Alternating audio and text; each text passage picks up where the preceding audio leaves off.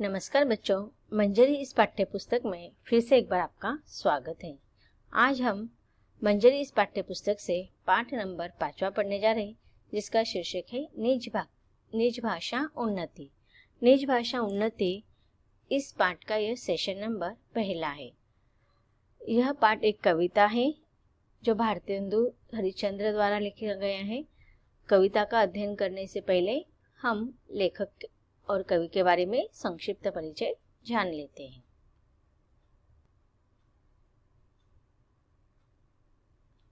भारतेंदु हरिश्चंद्र यह निज भाषा उन्नति इस कविता के कवि हैं। भारतेंदु हरिश्चंद्र इनका जन्म 9 सितंबर सन 1850 ईस्वी सन को वाराणसी में हुआ था। भारतेंदु जी निबंध, नाटक, कविता आदि की रचना इन्होंने की थी। भारतेंदु हरिश्चंद्र इनको आधुनिक काल का जन्मदाता कहा जाता है। इनकी प्रसिद्ध रचनाएं हैं प्रेम माधुरी, प्रेम फुलवारी, भक्तमाल। इन्होंने खड़ी बोली में गद्य लिखा है और गद्य लिखने के लिए लोगों को उत्साहित किया है। ये अनेक भाषाओं के ज्ञाता थे। 35 वर्ष के अल्पायु में ही 6 जनवरी सन 1885 को इनकी मृत्यु हो गई। तो यहाँ पर हमने कवि भारतेंदु हरिश्चंद्र इनका संक्षिप्त जीवन परिचय हमने देख लिया है। अब हम इनके द्वारा लिखित निज भाषा उन्नति यह कविता देखेंगे। यह दो अलग पार्ट में दो अलग अलग यहाँ पर कविता ली गई है। इस सेशन में हम पहला पद दोहे देखेंगे और दूसरे सेशन में हम पद देखेंगे इनके द्वारा लिखे हुए। तो चलो हम अब पद दोहों की शुरुआत करते हैं। निज भाषा उन्नति। प्रस्तुत पाठ में कवि ने स्वाभिमान और देश प्रेम की भावना के विकास के लिए अपनी मातृभाषा के विकास पर बल दिया है। साथ ही राष्ट्रीय एकता एवं अखंडता के लिए परस्पर मिलजुल कर रहने का संदेश दिया है। बच्चों, इस कविता में आपको दो अलग अलग कविता है। एक निज भाषा उन्नति और दूसरे है घर की फूटी बुरी। घर की फूट बुरी यह एक पद है जो हम अगले सेशन में पढ़ेंगे। और इस सेशन में निज भाषा उन्नति जो कवि भारतेंदु हरिश्चंद्र द्वारा लिखे गए दोहे हैं। तो दोहों में कवि ने स्वाभिमान और देश प्रेम के भावना को विकास करने के लिए अपनी मातृभाषा के विकास पर बल दिया है।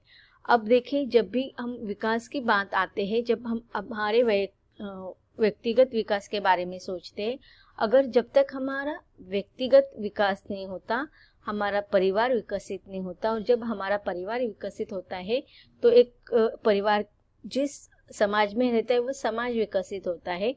और जो समाज जिस शहर में जिस गांव में रहता है वह पूरा गांव शहर विकसित होता है।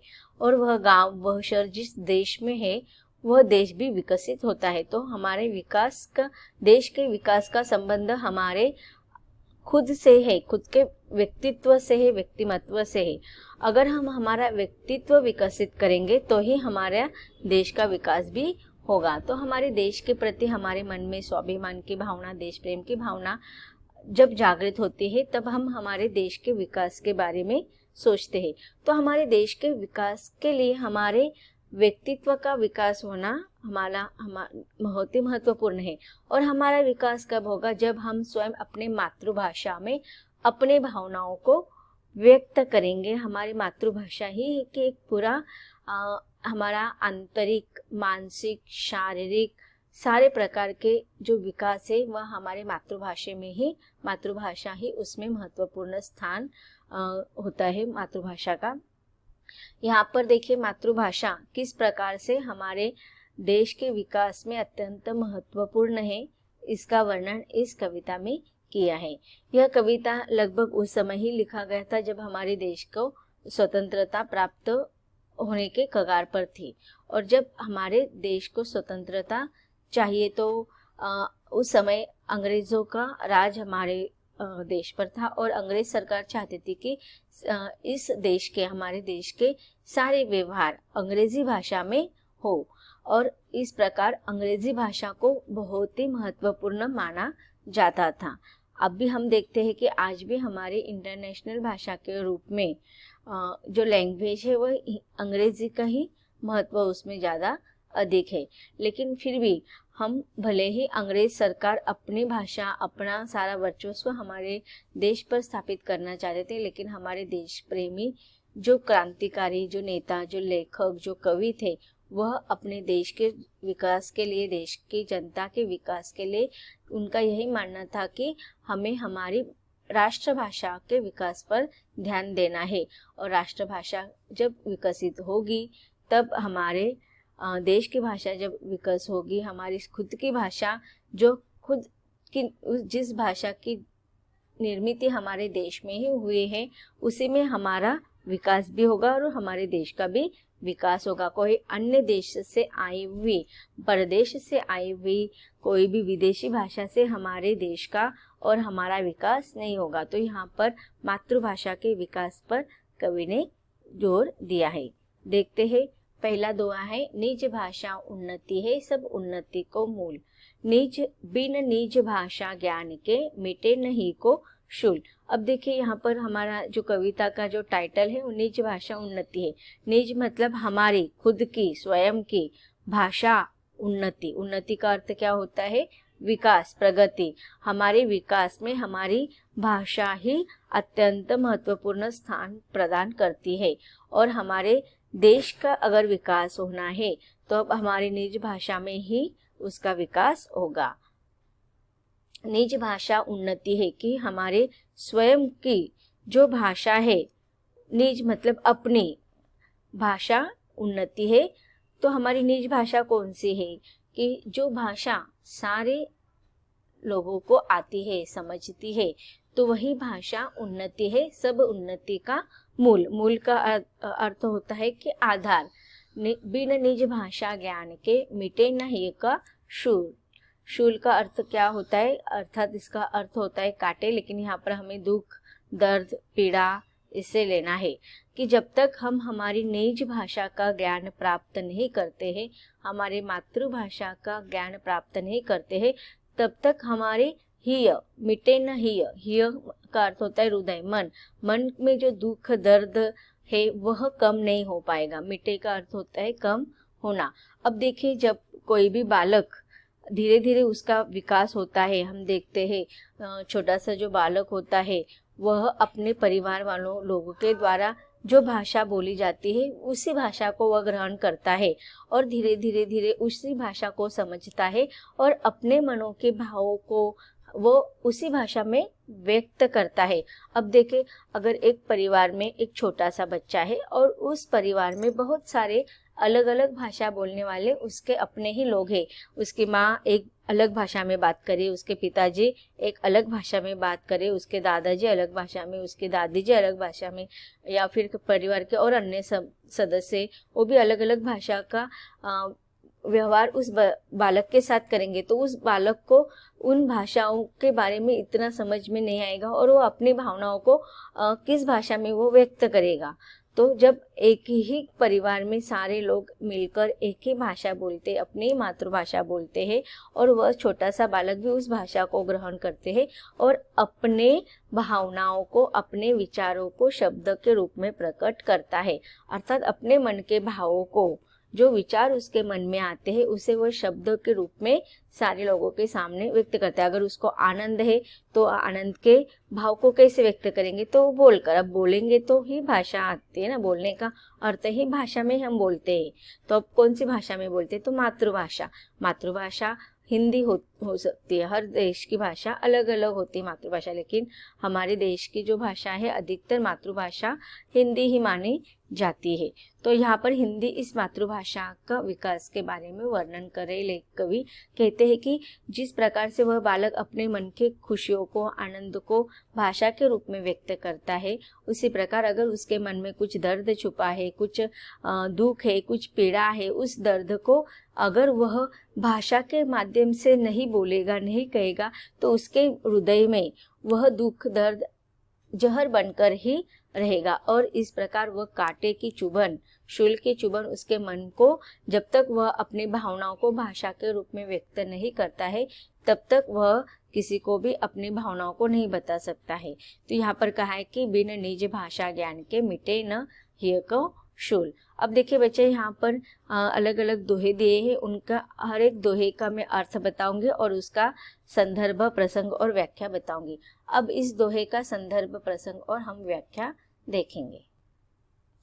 जो दोहा अब हमने देखा है, निज भाषा डैश को शूल, तो इसका संदर्भ आप लिखेंगे, प्रस्तुत पंक्तियां हमारी पाठ्य पुस्तक मंजरी के निज भाषा उन्नति नामक कविता से ली गई है और इसके रचयिता भारतेंदु हरिश्चंद्र जी है। अब देखिए यहाँ पर संदर्भ मैंने दिया है, यहाँ पर जितने भी दोहे दिए हैं उन दोहों का संदर्भ सेम रहेगा, प्रसंग और व्याख्या सिर्फ अलग रहेंगे। तो इसके बाद के दोहों का मैं सिर्फ आपको प्रसंग और व्याख्या बताऊंगी। संदर्भ आप यही सारे दोहों में लिखेंगे कि प्रस्तुत पंक्तियां हमारी पाठ्य पुस्तक मंजरी के निज भाषा उन्नति नामक कविता से ली गई और इसके रचयिता कौन है, कवि भारतेंदु हरिश्चंद्र जी। अब इस दोहे का प्रसंग होगा, कवि ने अपने भाषा की उन्नति के लिए कहा है या उसका वर्णन किया है। अब देखते हैं इसकी व्याख्या। कवि भारतेंदु हरिश्चंद्र कहते हैं कि सब प्रकार की उन्नति का आधार अपनी भाषा हिंदी की उन्नति करना है। अपनी भाषा हिंदी के ज्ञान के बिना हृदय का दुख अर्थात शूल दूर नहीं हो सकता है। अब हम अगला दोहा है, करहु विलंब न भरात अब उठहु मिटावहु शूल, निज भाषा उन्नति करहु प्रथम जो सबको मूल। अब देखिए यहाँ पर यह जो शब्द है भरात, तो वहां पर भ्रात होगा और यहाँ पर प्रथम, प्र की मात्रा यहाँ पर आएगी, प्रथम होगा। तो अब देखिए भ्रात, भ्रात का अर्थ क्या होते हैं, बड़े भाई को हम भ्रात कहते हैं। करहु विलंब, विलंब का अर्थ होता है देर। तो यहाँ पर कवि कहते हैं कि हे भाई, आप अभी विलंब मत करो, किसी भी प्रकार का आप देर मत करो। उठ ही मिटाहु शूल, कि तुम्हारे मन में जो दुख है, जो दर्द है, तुम क्या करो, उसे अपने भाषा में, मातृभाषा हिंदी में व्यक्त करो। और इस भावनाओं को व्यक्त करने के लिए आप व्यक्त करने के लिए आप विलंब मत कीजिए, आप देर मत कीजिए। निज भाषा उन्नति करो प्रथम जो सबको मूल। तो देखिए, जो भी किसी भी प्रकार जो विकास है ना हमारा खुद का स्वयं का, तो शारीरिक हो, मानसिक हो, बौद्धिक हो, किसी भी प्रकार का विकास हमारे सिर्फ और सिर्फ निज भाषा हिंदी से ही हो सकता है। इसलिए हमें अपनी निज भाषा हिंदी की क्या करने हैं, विकसित करना है, उसकी उन्नति करना है, उसकी प्रगति करवाना है। प्रथम जो सबका मूल। अब जो हमारी ही निज भाषा हिंदी जो है वह सारे स्रोतों का, सारे प्रथम जो सबको मूल की, सारे हर चीज की जड़ जो होती है, जो मूल आधार जो होता है, तो वह कौन है, हर भाषा के, हमारे हर विकास की मूल जड़ जो है वह हमारी निज भाषा हिंदी है। इसलिए हम सबको क्या करना है, हमारी निज भाषा की प्रगति करना है, उन्नति करना है, उसको विकसित करना है, जो कि पहले ही सब भाषाओं का, सब प्रकार के विकास का, सब प्रकार के उन्नति का मूल आधार है। अब हमने जो दोहा देखा है, करो विलंब न भ्रात अब उठो मिटाहु शूल, निज भाषा उन्नति करो प्रथम जो सबको मूल। तो इस दोहे का संदर्भ, प्रसंग और व्याख्या देखेंगे। संदर्भ जो पहला वाला था वह पूर्ववत रहेगा हमारा, कि आपको कविता का नाम लिखना है, पाठ्य पुस्तक का नाम लिखना है और कवि का या रचयिता का नाम लिखना है। प्रसंग में आप लिखेंगे, कवि ने अपनी भाषा हिंदी की उन्नति के लिए प्रयत्न करने को कहा है। अब इसकी जो व्याख्या होगी वह इस प्रकार होगी, हे भाइयों, अब उठो और देर मत करो, अपना कांटा दूर करो, अर्थात अपना दुख दर्द दूर करो। सबसे पहले अपनी भाषा की उन्नति करो, यह सब चीजों की उन्नति की जड़ है।